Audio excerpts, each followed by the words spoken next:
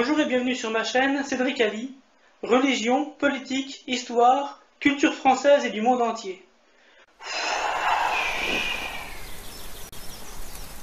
Revue de presse de l'UPR, semaine du 2 au 8 avril 2018.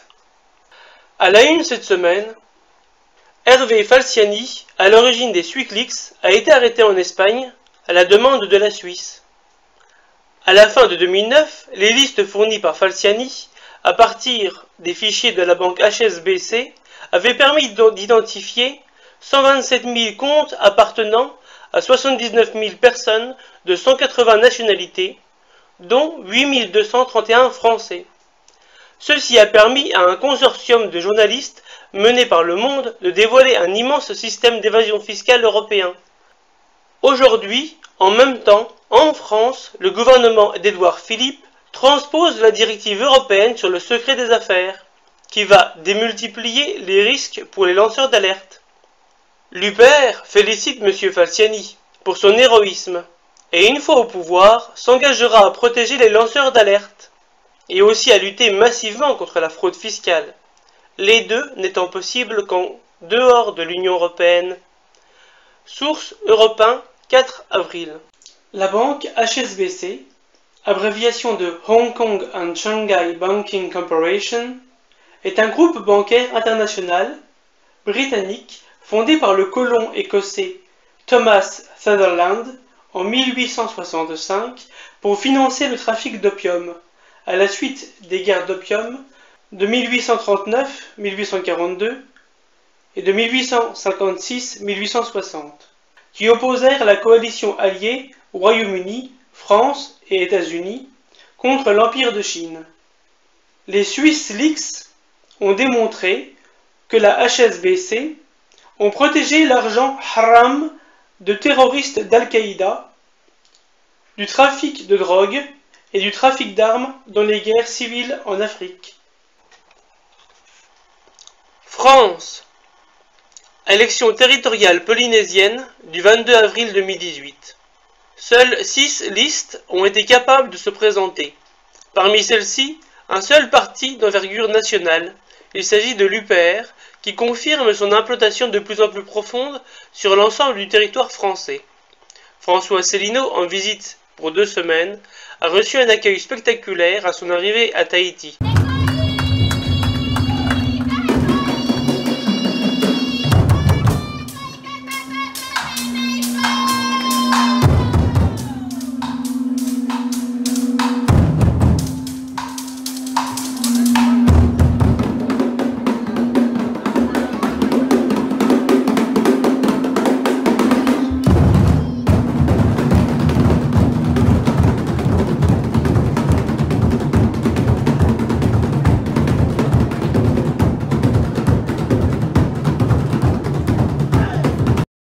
Puis a été interrogé par 2 médias locaux. Source UPR 4 avril. Cherbourg. Plus de 700 manifestants contre l'interdiction de la pêche au bar. Entre 700 et 900 pêcheurs amateurs dénoncent la décision de l'Union européenne basée sur la baisse des effectifs de bar au large de Calais. Comme ils le font remarquer à juste titre, la baisse de la quantité de poissons n'est pas de leur fait. Comme au Royaume-Uni avant le Brexit, l'Union européenne permet à des pêcheurs industriels de toutes les nationalités européennes de se servir largement dans les sources halieutiques. Source France Bleu, 7 avril. La Cour des comptes dénonce l'inefficacité de l'aide européenne de développement et son incohérence avec l'aide française. La Cour des comptes interroge l'efficacité du Fonds européen de développement, FED, à laquelle la France verse 600 à 800 millions d'euros par an. La Commission multiplie les fonds sans les justifier, ni chercher de cohérence avec les aides nationales. Le tout avec des frais de gestion qui explosent. Source Les Échos, 4 avril. Déclaration d'impôt, il faudra corriger les erreurs du fisc. À la suite d'un bug informatique, des revenus ont été oubliés sur près d'un demi-million de déclarations pré-remplies qui seront bientôt envoyées aux contribuables. Source Le Parisien, 5 avril. Rendez-vous le 1er mai à Paris. Comme annoncé lors de l'entretien en direct de François Asselineau, l'UPR appelle ses adhérents et sympathisants à se rendre le 1er mai à Paris, pour une grande manifestation pour le Frexit. Renseignez-vous auprès des délégués départementaux pour savoir si des covoiturages sont organisés. Source UPR 4 avril. France, austérité imposée aux services publics. L'AFPA, actrice majeure de la formation, à la veille de décisions douloureuses. L'AFPA, l'Agence nationale pour la formation professionnelle des adultes, est une nouvelle victime de l'article 106 du traité sur le fonctionnement de l'Union européenne, TFUE, et de la sacro-sainte libre concurrence. L'ouverture à la concurrence a provoqué une libéralisation sauvage avec de multiples conséquences délétères. Course au moins-disant sur les prix entre organismes, perte de marché, érosion des marges. Bruxelles interdit à l'État de venir en aide à son organisme public. Des suppressions de postes et des fermetures d'agences sont inévitables. Source Le Monde, 3 avril. Après les cheminots et les étudiants, les agents des impôts se mobilisent eux aussi. 1600 postes supprimés rien qu'en Occitanie. C'est autant de services publics en moins. Les grévistes dénoncent aussi les 60 à 80 milliards d'euros par an de fraude fiscale, contre lesquels il est difficile de faire quelque chose sans effectif. C'est d'ailleurs d'autant plus difficile que l'article 63 du traité sur le fonctionnement de l'Union européenne, TFUE, interdit de contrôler les mouvements de capitaux. Source Sud Radio, 6 avril. CHU Lix. 26 000 incidents recensés à l'hôpital de Toulouse. Grave dysfonctionnement technique, manque d'effectifs, mise en danger des patients. Les coupes budgétaires dans le secteur hospitalier ont des conséquences dramatiques, glissées sous le tapis, sauf quand le service informatique les rend publics par inadvertance. Rappelons que l'austérité est organisée par l'Union européenne, et en particulier par les grandes orientations de politique économique, GOPE. Source BFM TV, 4 avril. France, SNCF, vérité et propagande. Une contre-analyse déboulonne les arguments du rapport Spinetta. Le cabinet Desgestes, expert auprès du comité d'entreprise du groupe, explique par exemple que le surendettement de la SNCF Réseau est dû à une politique d'investissement extravagante de la part de l'État à hauteur de 5 milliards d'euros par an.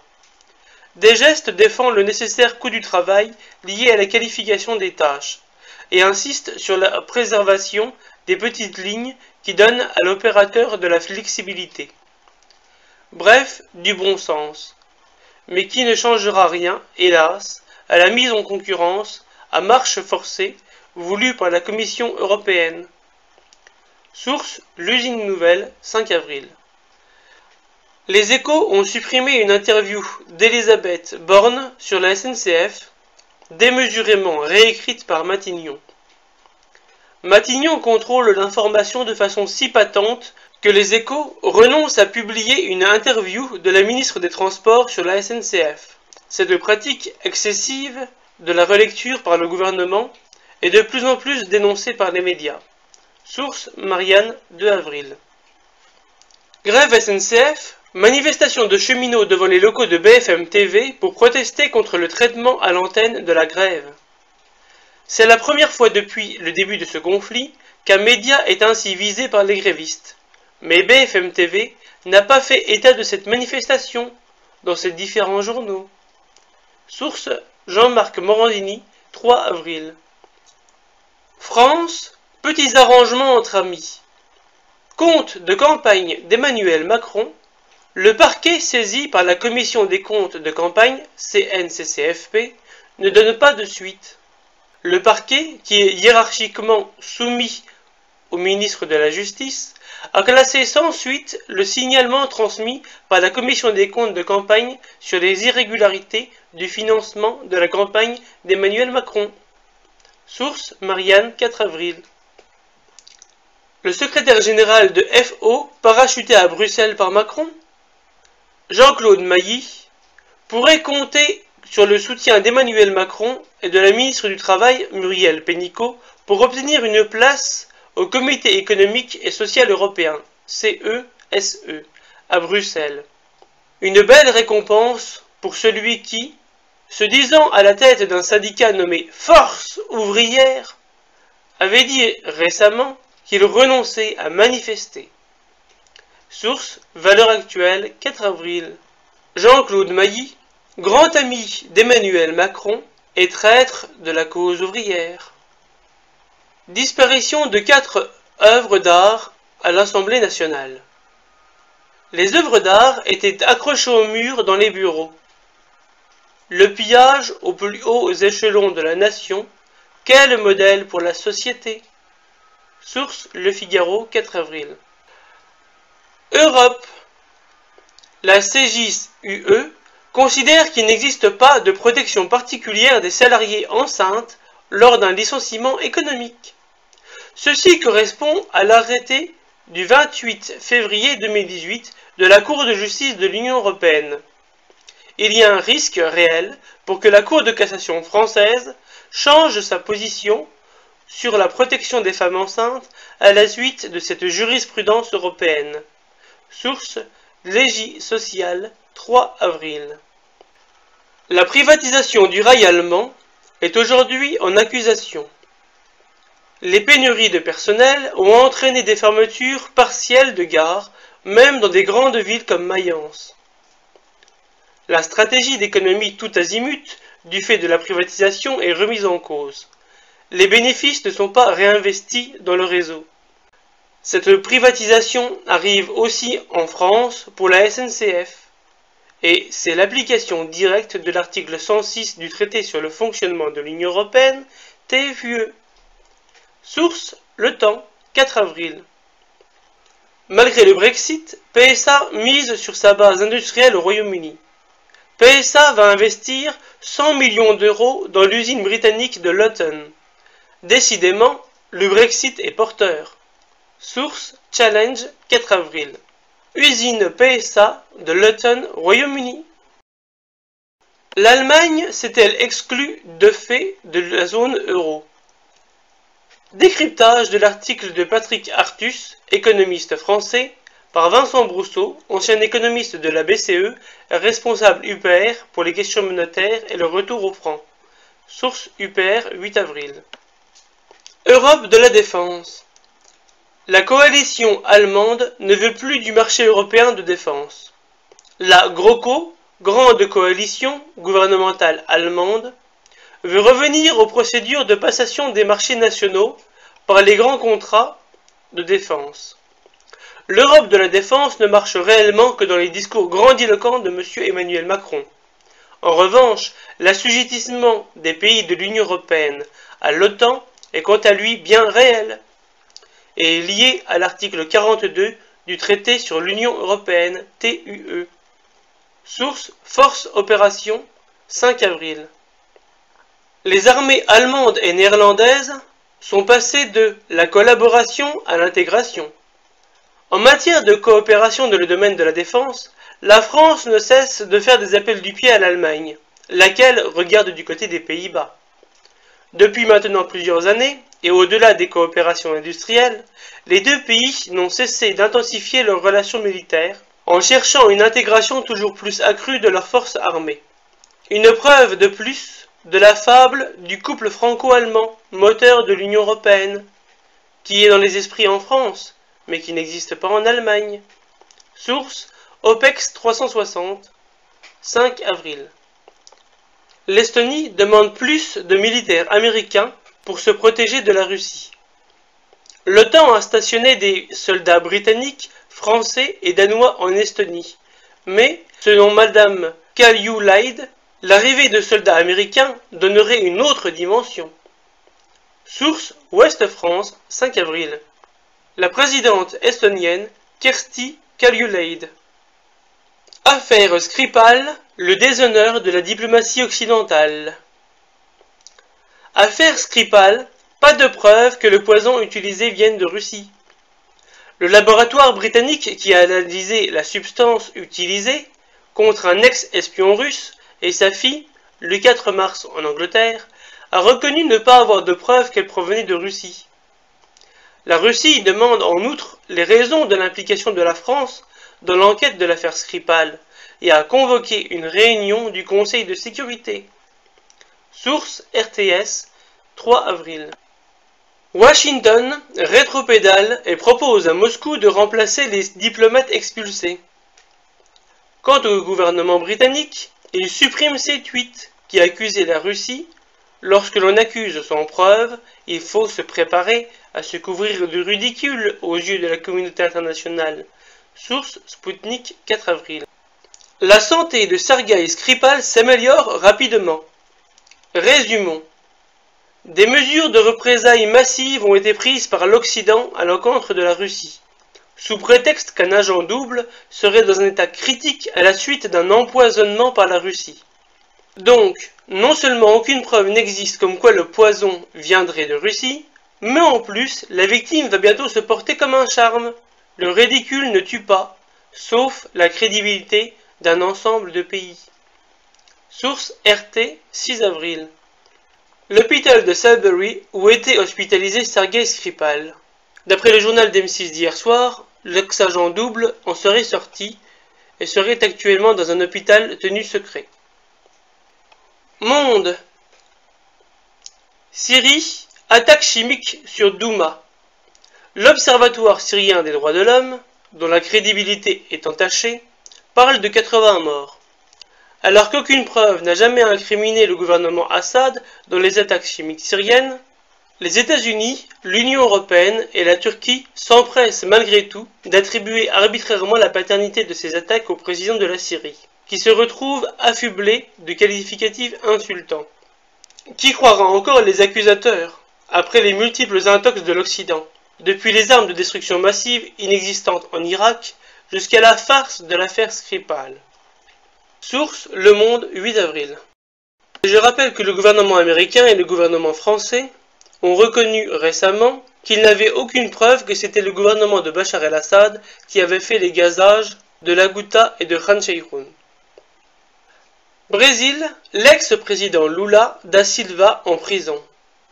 Condamné sans preuve matérielle pour corruption, l'ex-président Lula da Silva avait demandé de pouvoir garder sa liberté, habeas corpus, en attendant l'épuisement des recours légaux pour faire appel de cette décision. Le tribunal suprême fédéral, l'équivalent brésilien de la Cour suprême américaine, a rejeté sa demande par 6 voix contre 5. L'émotion était grande dans les classes populaires brésiliennes. Lula a décidé de conserver son sang-froid et d'éviter un bain de sang. Plusieurs généraux avaient clairement mis en garde sur une possible intervention de l'armée.